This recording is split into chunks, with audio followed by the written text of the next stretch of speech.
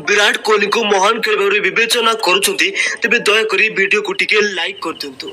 बंधुगण दुखित भारतीय प्रशंसकों एक बड़ खुशी खबर यह पुणी घटवाक जाऊँगी।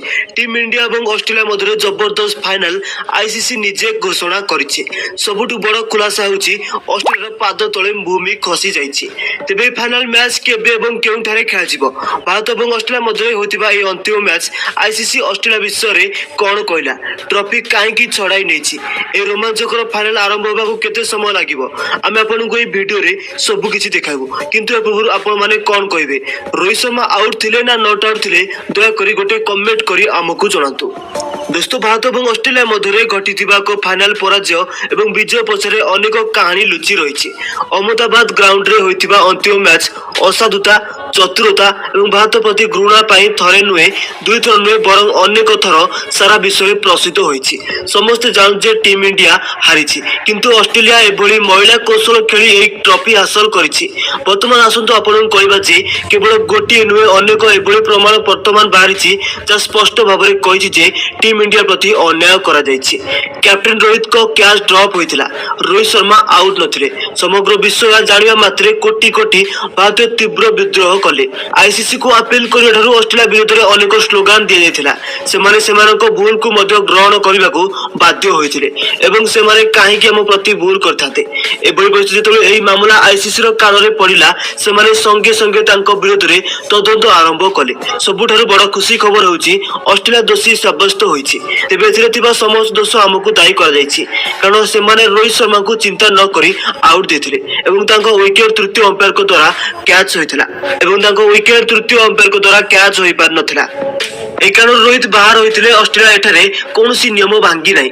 एभली परिस्थिति रे अंपायर विरुद्ध रे केवल कठोर कार्यानुष्ठान ग्रहण करबाकू आईसीसी दाबी करिछि। वास्तव में यह मध्य सुनिबाकू मिलुछि आईसीसी भारत और ऑस्ट्रेलिया फाइनल को पुणी थरे करबाकू विचार करुछि। तांको ऊपर टीम इंडिया रो चाप बहुत अधिक। बीसीसीआई संपूर्ण चाप प्रयोग करुछि एवं यदि ए मैच ऑस्ट्रेलिया को ट्रॉफी छड़ाई पुनरावृत्ति हुए एवं एथर ए फाइनल नूतन अंपायर को सहित पुनः आरंभ होई परिबो। तेबे बंधुगण जदि बीसीसीआई ए प्रयास काम करे तेबे सेमाने आईसीसी गठन करिवे। जदि हमें ऑस्ट्रेलिया विपक्ष यथेष्ट प्रमाण पाई थाउ तेबे आईसीसी भारत और ऑस्ट्रेलिया मध्य फाइनल को पुणी थरे संगठित करि परिबो। तेबे केबे एवं केउटरे करा जिवो ता ए पर्यंत प्रकाश करा जाय नाही। एक रिपोर्ट अनुसार यही फाइनल मैच 25 नवेम्बर में होई पारे किंतु ए पर्यंत स्पष्ट होई नाही। किंतु पुनर्बार यही मैच हेबार खबर सुनिया परे समग्र भारत आनंद रे डेई पड़िला। दुखी मुहरे हस मध्य फेरी आसिला कारण यह छोट होइतिले मध्य विश्व चैंपियन हेबार आशा पुणी थरे जीवंत होई गला। एपरिकी समग्र भारतीय दल आनंदित एवं खूब शीघ्र ऑस्ट्रेलिया को परास्त करी विश्व कप ट्रॉफी जितिबा पई हमकु एक सुवर्ण सुजोग मिलिबो।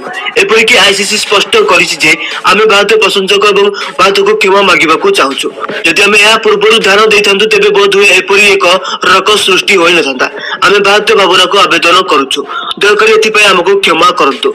टीम इंडिया को न्याय दिजिबा निश्चित करबाकू आमे संपूर्ण प्रस्तुत एवं आमर समस्त प्रस्तुति पूर्ण करिबो जे भारत रे जहा किछि घटिछि आमे याको संशोधन करिबो एवं पुनर्बार ऑस्ट्रेलिया विरुद्ध रे एक बड़ पदक्षेप नेबाकू चेष्टा करिबो। अंतिम जदियो आमे वर्तमान या विषय रे अधिक किछि कहि पारु नै किंतु खूब शीघ्र समस्त भल खबर सुनिबाकू पाइबे। तो एपरि एक मैच थिला जाकू केही भी भूली पारिबे नै एवं असाधु भाबरे ऑस्ट्रेलिया ए मैच को जीतिथिला। तुमे ठीक सुनिछो आपण निश्चित देखिथिबे ए चित्र गुड़िक बहुत भाइराल हेउछि जोंतरे बॉल भूमि स्पर्श करिछि। पर रोहित शर्मा पड़िया बैटिंग करथिबा बेले यह समान दृश्य थिला। रोहित शर्मा 47 रन स्कोर करथिले। हमर अधिनायक 3टी छक्का और 4टी चौका मारिया परे 47 रन संपूर्ण सेट होइथिले। अर्धशतक छाड़ी दियो से मध्य शतक स्कोर मध्य करिथांते किंतु दोस्तों शताब्दी स्कोर कर जाय थाए जेतेबेले ऑस्ट्रेलिया दल कोनोसी भूल कर न थाए। असाधुतार स्तर कोन एवं केउ अंगरे जदि आपण ए वीडियो देखंती बहुत भलो भाबरे जानि परिबे। एबे आसंतु आपण कहबा जे ट्रेविस हेड क्या धरिया परे मात्रे प्रथमे बॉलटी भूमि रे पड़ी गला एवं तापर तांको हाथ को आसिला अर्थात एठारे से आदौ कैच मध्य धरि नथिले।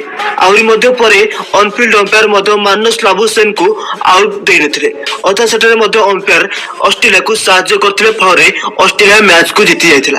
भारतीय क्रिकेट दल ऑस्ट्रेलिया दल तथा एही अंपायर को पई कोन क्षति करथिला जे ऑस्ट्रेलिया को जितिबार कोनोसी स्तर को जीवाकू चाहुथिला। दोस्तों बीसीसीआई रो चाप परे वर्तमान आईसीसी मुख्य रिचर्डसन निजे आगको आसी आईसीसी उपरे ऑस्ट्रेलिया उपरे जुरिमाना आदाय करबाकू से कोन करबाकू सुनिबाकू पड़िबो। कोटी कोटी देशवासी खुशी होइछन्ति। सर्वशेष आसु आपन जणाइबा दोस्तों डेविड रिचार्डसन कोन कहछन्ति। दोस्तों आईसीसी रो मुख्य डेविड अनुसंधान पर मैच को पुणी थरे करबा को स्थिर करबा को से चेष्टा करूछन्ति। यदि क्रिकेट पड़िया रे फाइनल मैच बदली जाए तबे क्रिकेट ऊपर किए विश्वास करिवो।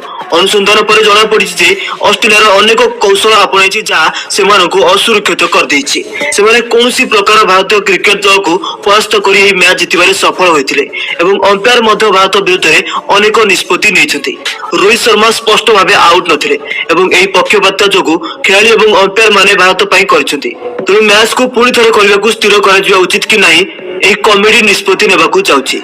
केउठारे केउ समय एवं केउ स्थान रे मैच अनुष्ठित हबो ता तुमको वर्तमान कहबा ठीक हेबो नै, किंतु पुनर्बार एते बड़ कार्यक्रम किपरि संगठित हबो आईसीसी निश्चित भाबरे समग्र भारत को कहबो जे विभूति 140 कोटी भारतीय पई खुशी देउथिबो।